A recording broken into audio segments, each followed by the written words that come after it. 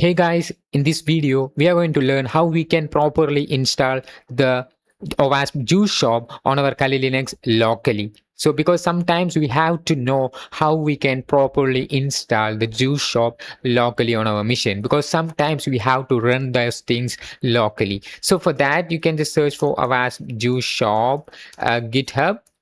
So once you search the OWASP Juice Shop GitHub, you will be able to see the Juice Shop's GitHub repository. You can just open that, and you also be able to see it's from Juice Shop / Juice Shop. So this is something to note.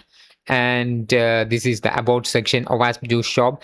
Probably the most modern and sophisticated insecure web application for practicing web application vulnerabilities. And this is the author. You can just read that by yourself. So this is the repo that we want. So make sure you open the right repository. So after that, you can just scroll down, and at the end you will be able to see a great readme here. So from here you do have multiple options for installation, but here we are using the Docker installation method. For that, first you have to open your terminal, and the first step that I will recommend everyone watching this video to do is to update that. You can just use the sudo apt update command. Once you update the your Kali Linux, the second command is going to follow this Docker container if you install Docker before. But if you, in case if you don't install the Docker before, then you have to enter one more command after this update. Then you can just follow these steps. So yeah, let us see that. So it's basically 95%. Let it complete. In the meantime, you can just subscribe to our channel and like this video, guys, because you are going to learn something new, right? Yeah. So what we can do after updating is to install the docker.io. You can just use the sudo apt install command for installing the docker.io if you don't install this before, and press Y. It will install the Docker. So you can see this is what we want to install. You have to issue the same command for installing the docker.io. After that, you can use the commands that is demonstrated in the repository. So yeah, it's speed is pretty good. You can see it's been 70% completed.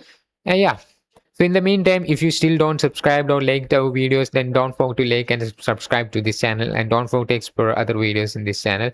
We have a great great amount of playlists available. You can just check our channel for some playlists that should be useful for you. Yeah, so I'm just repeating one more thing, like you have to update your Kali Linux using this apt update command.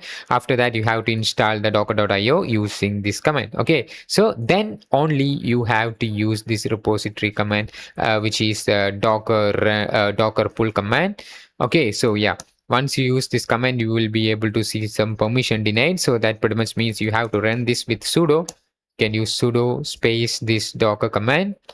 So once it's done, you'll be able to see it's pulling something, and it is going to download something from the internet. And as you can see, it's downloading. So you have to wait until it completes. So in the meantime, I'm just visiting our channel, and I will show you something that you should definitely need to know.